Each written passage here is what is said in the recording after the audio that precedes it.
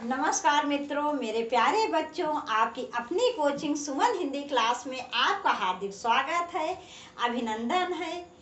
जैसा कि मैंने पहले भी बताया है कि इस चैनल के माध्यम से Jharkhand police constable, Bihar police constable और यूपी पुलिस कांस्टेबल हिंदी विषय की पूरी तैयारी करवाई जाएगी और मैं आपको विश्वास दिलाती हूँ कि इससे बाहर से आपकी परीक्षा में कुछ भी नहीं पूछा जाएगा।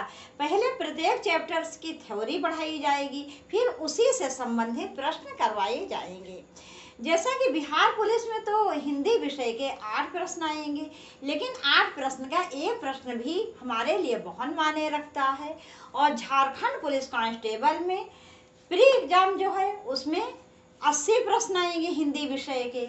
इसके अलावा जो आपकी मेंस एग्जाम है उसमें सेकंड पेपर जो है उसमें कई क्षेत्रीय भाषाएं रहती हैं, जिसमें कि ज़्यादातर लोग, मुझे लगता है, उसमें हिंदी विषय ही लेंगे और विषय तो मुझे लगता है बहुत कम ही लोग लेंगे।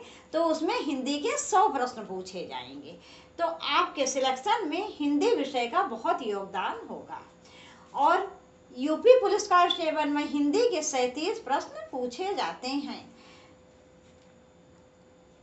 ये वर्णमाला का वीडियो पार्ट 6 है, 6ठा वीडियो है ये।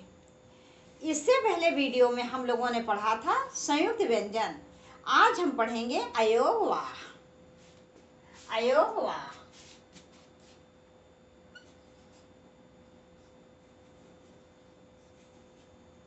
अयोग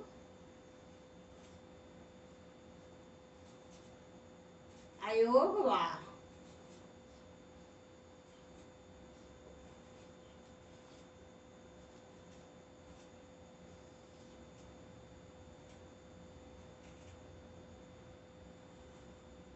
अयोगवाह। तो बच्चों, ये अयोगवाह क्या है? इसमें 2 वर्ण आते हैं, अंग और आहा। कितने वर्ण आते हैं? 2 वर्ण। पहला है अंग, पहला है अंग और दूसरा है आहा। अंग और आहा। अयोगवाह में कितने वर्ण आते हैं? 2 वर्ण, अंग और आहा। ये अंग जो है ये छोटे आ के ऊपर एक बिंदी रहती है और आहा, आहा पे बगल में 2 बिंदी रहती है, जिसे हम विसर्ग के नाम से भी जानते हैं। तो अयोगवाह जो है ये हिंदी में 2 वर्णों को कहा जाता है। पहला है ये अंग और दूसरा है आहा। इन्हें अयोगवाह क्यों कहते हैं? इन्हें अयोगवाह इसलिए कहते हैं क्योंकि ना ये पूरी तरह स्वर होते हैं और ना ये पूरी तरह व्यंजन होते हैं। अच्छा, इनको और अच्छी तरह समझने के लिए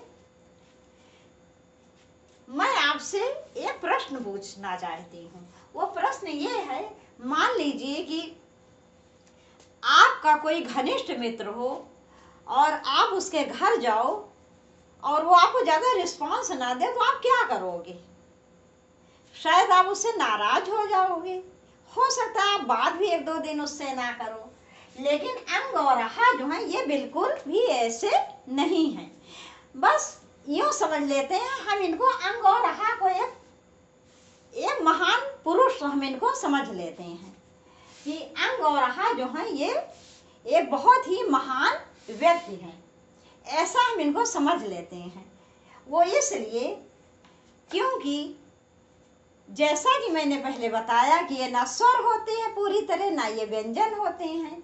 जब ये स्वर के पास जाते हैं तो स्वर से कहते हैं कि आप मुझे अपने में शामिल कर लो, तब वो कहता है नहीं, मैं तुमको अपने में शामिल नहीं करूँगा। फिर ये व्यंजन के पास जाते हैं, कौन? ये अंग और आहा।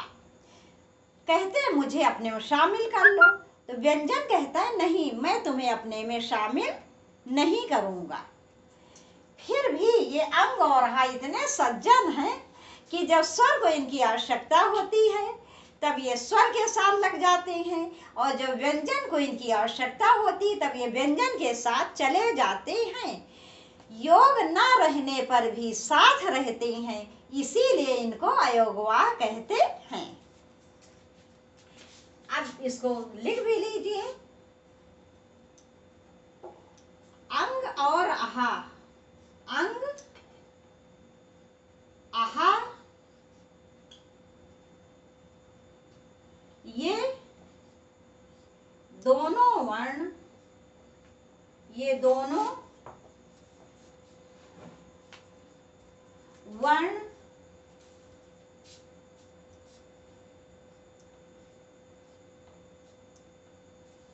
न पूरी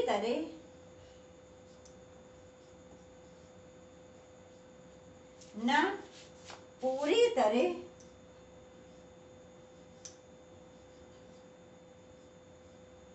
स्वर होते हैं,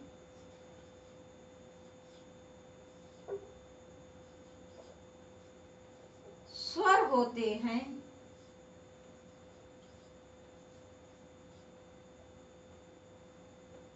न व्यंजन होते हैं, न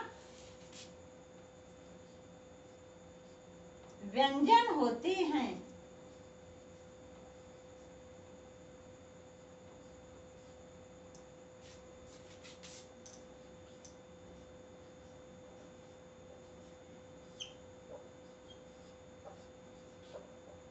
अंग और हा ये दोनों वर्ण ना पूरी तरह स्वर होते हैं, ना व्यंजन होते हैं।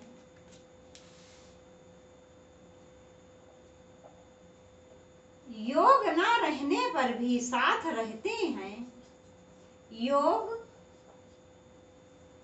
ना रहने पर भी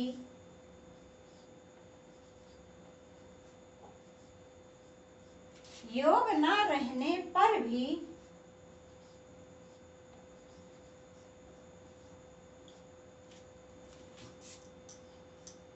साथ रहते हैं,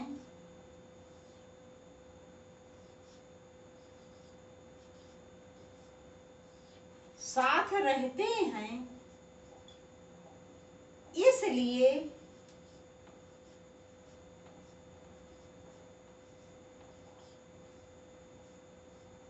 इनको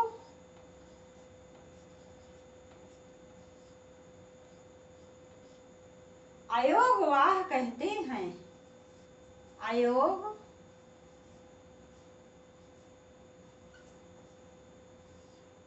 कहते हैं।